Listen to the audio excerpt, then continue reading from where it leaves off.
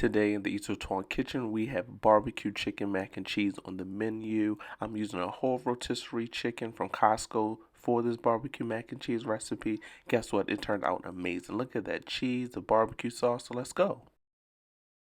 Now, to start off this recipe, I am going to boil some water. I'm adding some chicken bouillon powder. As you can see, I ran out, but guess what? I had a chicken bouillon cube.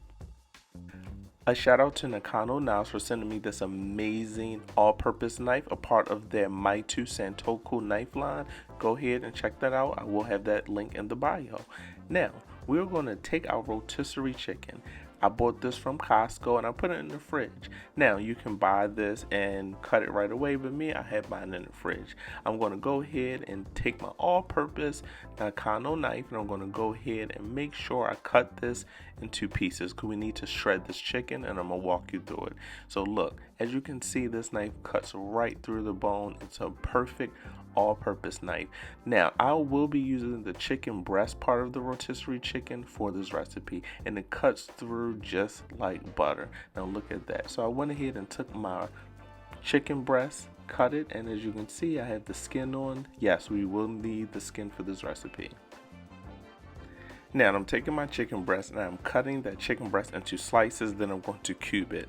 It is completely optional to keep the skin on the chicken. I preferably like the skin on the chicken. Now I want to take my cube chicken, transfer that into a bowl. Now I'm transferring that into the bowl because I'm going to microwave it for like 30 seconds because remember I put mine in the fridge so the meat is cold. Now in order to get that shredded chicken, we will need the chicken to be warm and I'm going to show you why.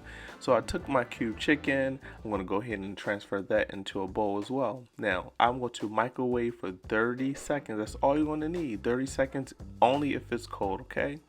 Now once it comes out the microwave, hit it with your favorite barbecue sauce. I'm using Sweet Baby Ray's barbecue sauce. You can use whatever flavor you like, okay?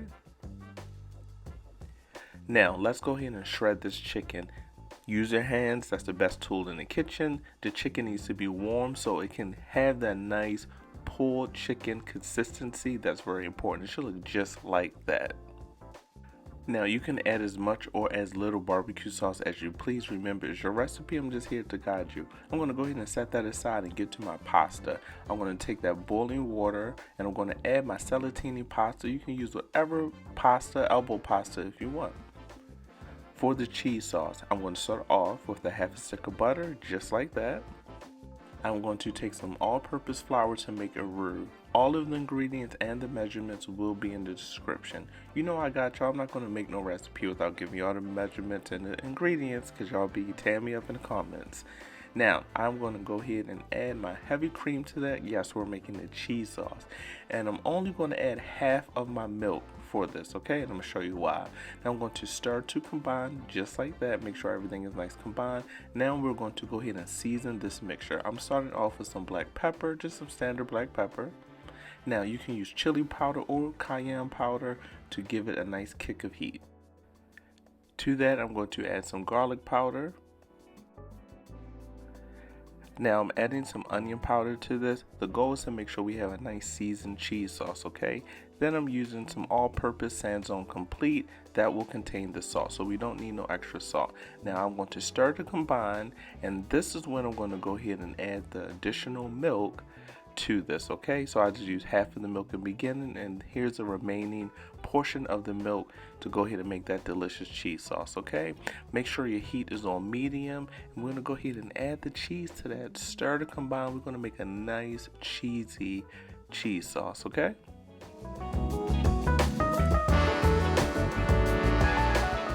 Keep the heat on medium, stir occasionally until it comes out just like that. Now look at that cheese sauce. I told y'all, homemade cheese sauce. We're going to take our al dente pasta. We're going to go ahead and add that right to the same pot with the cheese, and we're going to stir to combine. This is some amazing mac and cheese, but guess what? We cannot forget, I add sour cream to my mac and cheese, so I use 1 heaping tablespoon of sour cream. Now honestly, you can eat it just like this, but guess what? We're going to bake it and I'm going to show y'all and walk y'all through everything. But go ahead and combine and look at that mac and cheese. Woo, look at that cheese pour. Now we assemble our mac and cheese. I'm using a cast iron skillet. The first layer will be just the mac and cheese. Now, before we finish this recipe, don't forget to like this video and subscribe to my channel for more recipes from Eats with Twan. So the first layer is simply going to be the mac and cheese, okay? Now the second layer will be the barbecue chicken. I'm going to go ahead and spread that all out onto the mac and cheese, okay?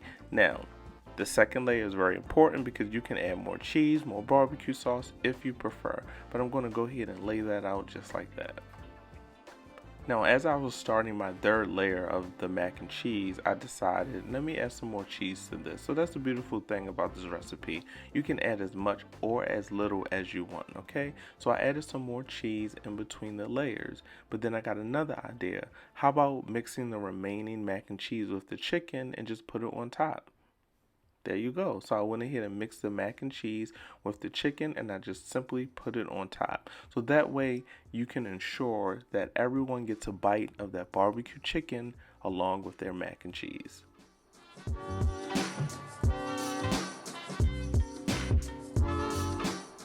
Now, I'm going to finish it off with some cheese on top, but guess what? We're not done just yet.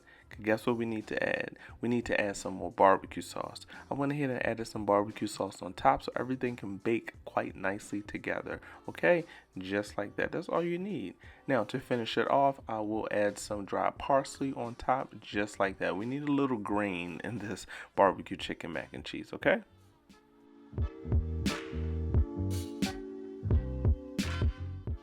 Now, oven bake will be 350 degrees for 30 minutes, but for this recipe, I'm taking it outside to my Ninja wood fire outdoor oven.